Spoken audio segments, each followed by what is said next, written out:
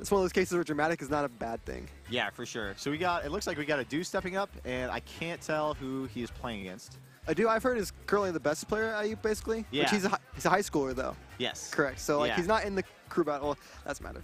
But, yeah, so Adu, the current best player, who does he play? Captain Falcon. Captain Falcon. He's continued playing Captain Falcon from Smash 4. Okay. So he was. I respect it. He was on the come up at the Smash 4. It's a little bit similar to Duff, but his trajectory was more accelerated. So yeah, he was so like. He definitely took off a little more then. Yeah, I think he was like 5 maybe on our PR, like at the end of Smash 4.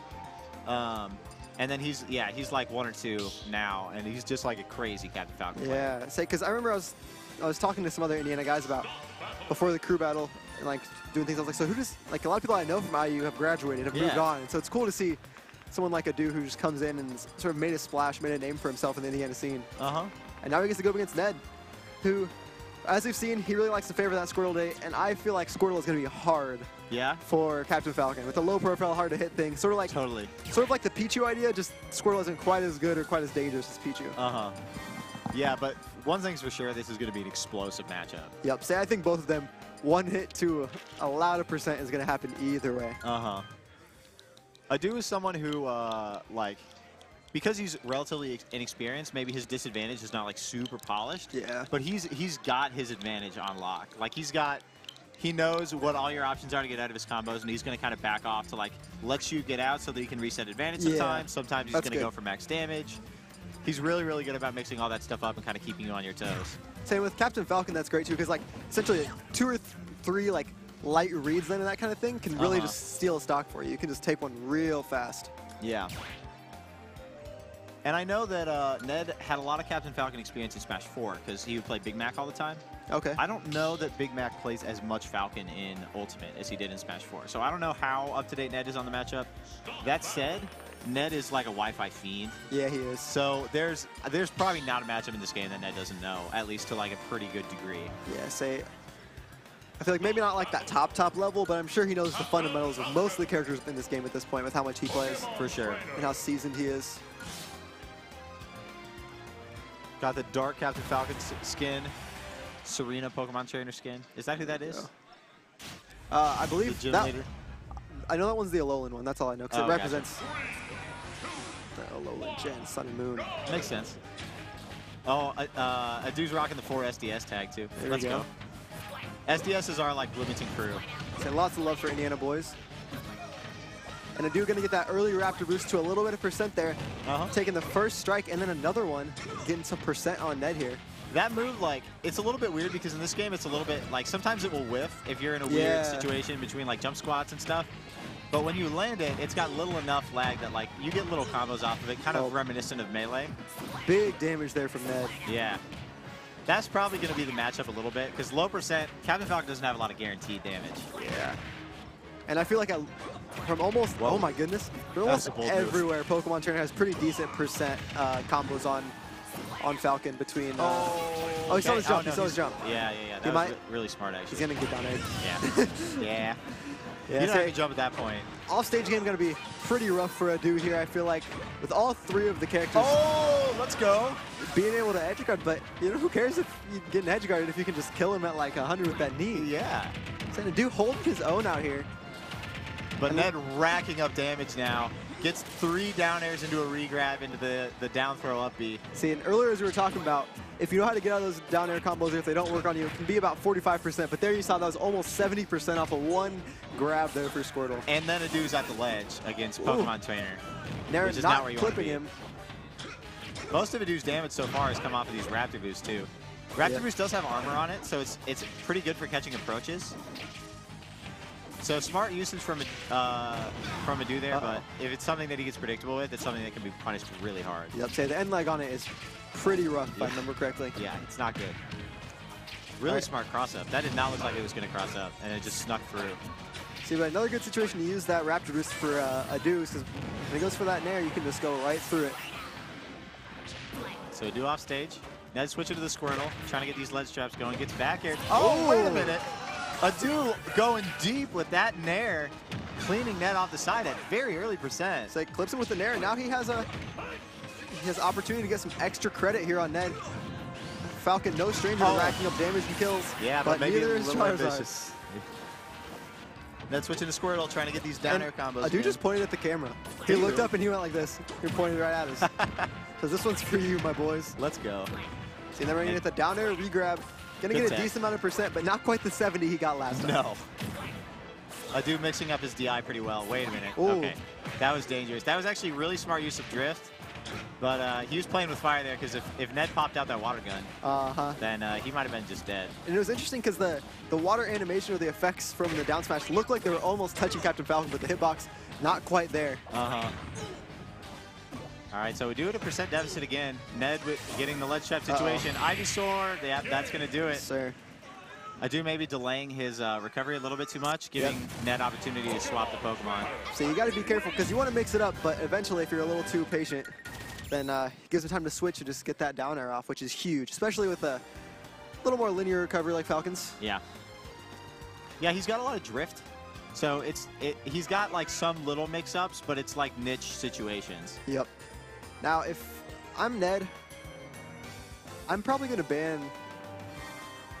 I don't know, I feel like Smashville would be a good ban. Maybe Yoshi's Brawl and some other things, because I feel like Pokemon Trainer really loves Battlefield, and even Captain Falcon probably does too. Plenty of extensions on deck for that character as well, but... Well, if he can make it so that you land on platforms after he hits you, he's got so many tech chase options, and they hit so hard. And even like up B and stuff if you're shielding. And yeah, up B also kills real early in this game. It's wild. Up B is actually one of the reasons I think that Kalos is kind of good for Captain Falcon, because like once you're on that platform, you're kind of stuck. Yeah. And you have to do something, or he can just up B you. But regardless, we're on Battlefield. Ned's sticking it out with the Pokemon Trainer. Looking like he's probably going to keep playing the Squirtle for a lot of the remainder of this set, if I had to guess. Yeah. Adu pulling out more of these early Raptor boosts, trying to get his damage started. So Ned a little bit more wary of them than he was at the beginning.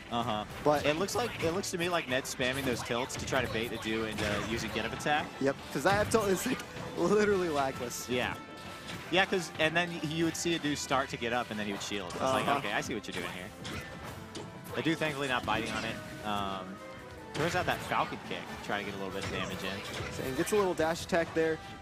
Catches Ned trying to charge the water gun, and up angle forward smash almost catching Ned again. Woo.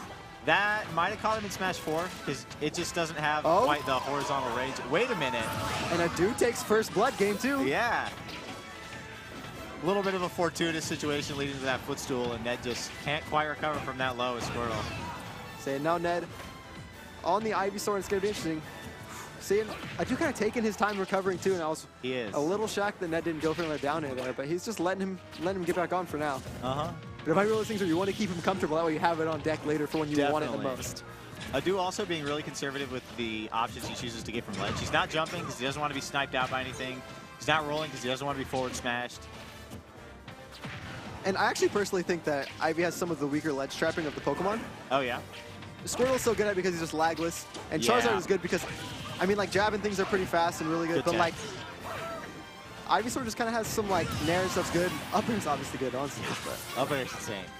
It's also probably one of those situations where Squirtle's ledge trapping is probably better on like very horizontal stages. Definitely. But because Ivy can threaten vertical space so well, the platforms maybe help you ledge trap some too. That's true. Sam, we keep seeing Adu. He sort of gets this early lead both games, and then Ned just kind of takes advantage of Captain Falcon's disadvantage, I feel like, a little bit more. Yeah. I think that's true. Most of Adu's stocks have come from just like skirmish situations where he just pulls something crazy out. Yep. He hasn't really been able to kind of methodically whittle away at Ned's like percent and then just get a back air or something. Let's see. Okay, really good up B. Pushing Ned away from him.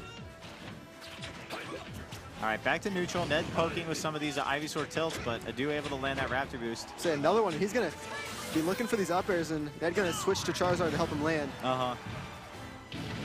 So there we got that flamethrower on deck, which is great ledge trapping tool. If you space it perfectly, you can cover literally everything, even ledge hang. That was just a stare down, and then Adu came out swinging. Falcon Kick is actually kind of a scary option from the corner now, though. It can kill. Oh, and that up B almost doing it. They're calling out the shield. Ned going to charge up the water gun off stage, take his time, and switch back to Ivysaur. Oh, he got the get up attack, but Adu doesn't punish. Say a couple rolls coming out. Whew. Like you mentioned, Falcon Kick, like, got good kill power in this game. It could kill in Smash 4 if you got him with just the initial hit. Yeah. But this one, like, the whole thing is threatening. And that quick little Tinder swipe from Charizard just getting him out of here. Yep, say, calling out that double jump from Adu, but Adu, you know, oh my goodness. Oh. And he almost 2 frames to the second one. Adu in clear advantage right now at this part of the second game. That's the scary thing about Adu. Like, yeah, his come up has been kind of recent, but the dude just shows no fear. Like, he just swings. Say, he is not holding back at all against one of the best players in this game. Yeah. Ned coming out with a couple back airs, but unlike kind of before we were talking about Adu, he kind of pulls stocks out of nowhere. This time he is being able to just like win neutral and build that percent. Yeah, so he's keeping it a lot more even than he was the last game. Part of it's using that dash attack a little bit more. He's not relying on the raptor boost quite as much. That was so close to a down air if that Razor hadn't come out fast enough. And Adu really kind of in the driver's seat right now. He is. Pokemon Trainer can steal away stocks at low percents, but... Oh, I was expecting the up B. I don't think it would have killed, but... You never know. Oh, there it was. There it is, but no. Ned not going to be able to get a punish on it. Oh, the second hit. It looked like he wanted a Falcon Kick, too. That might have done it. Oh, and the up smash? Up smash. That was huge. That move is so strong, but not quite strong enough just yet. Down air? Oh, okay. Adu able to avoid it. And the back throw?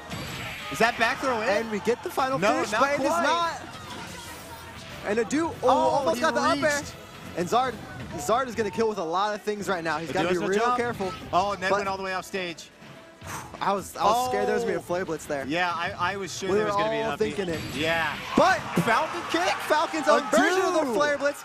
Going to take the first set, and look at he points back at the camera again. Adu. We got a 1-1 Adu against Ned, pulling out 2 stocks with Falcon Kick. Adu repping for IU out here. He really taking is. a game off of Ned, and the whole venue erupting.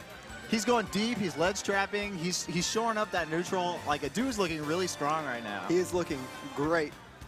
And you got to wonder what Ned is going to be thinking right now. He gets his own counter pick, which I don't think he quite expected after that first game. He might not have been thinking about it until, like, that last stock, maybe. Yeah. And Battlefield looked really good for Adu. He got a lot of extensions and could cover a lot of different things with Falcon's movement speed and stuff. Made it really hard for Falcon to land, but every once in a while when Adu would get that opening, he just brought it so far. I think this is the first game 3 of our block. I think you're right. Almost everything has been like a pretty swift 2-0. Yes, sir. But running it back to where it all started. Yep. Adu with the chance of the biggest win in his Smash career, and Ned the chance to potentially go to losers if he cannot win this game. So we'll see. Things are starting off real strong for Ned though.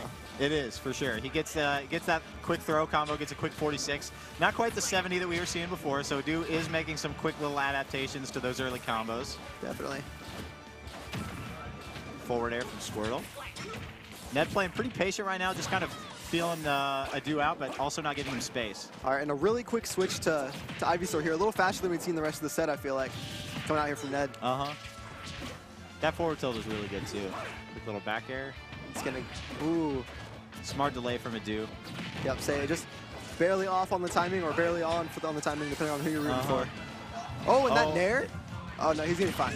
He's not going to be fine. Not going to be fine. He is extremely dead. He might have been fine, but Charizard said, no, I'm tired of you. All right, and Raptor was going to connect once again, and Adu getting 2 up airs off that. Decent damage. All right, Adu holding center stage here, trying to get more damage on the Squirtle. He's looking at a decent deficit here, and this percent's climbing. And here's where you got to be careful if you're Adu. That's a decent chunk of damage from Squirtle at that real low percent. When he keeps ending up on these combos after Ned gets, or ending up on these platforms after a couple of Ned's combos, and it means that then Ned gets an opportunity to reset his combos and get even more damage. Definitely. So Adu looking at a pretty big deficit here early on. He does have the ability to kind of pull stocks out of nowhere, but he's going to need it if he's going to make this comeback right now. Yep, say if Adu wants a chance to eke this game 3 out, he's going to need to get something real soon. He's going to need to make it happen. Another Falcon Kick, but that's the late hit, and Charizard is sitting at 109. Charizard's a pretty heavy boy. So that up smash out of shield for Charizard, such a fast and safe option for him. Yeah, really was. Gets a lot of pummels. Oh, Ned trying to end it right there. Okay, that spot out, just barely going to avoid the up B. Adu trying to find some way to get this kill before Ned can rack up a lot of damage, but it's not looking too good for Adu. No. And this is a lot of times where you see someone who's kind of been there before versus someone that's a little bit new. Like, you used a lot of your bag of tricks to kind of get here. And so now you have to be able to really clean up and just, you know, win neutral and get those ceiling stocks. Yep. Saying I feel like for some players it can be where the nerves actually kick in too, because like, wait a minute. Totally. I can do this. Yeah. You come in and you have nothing to lose. You're just like, I'm just going to try to make it a set exciting, learn some stuff. And now you're like, wait a minute. Oh, good tech.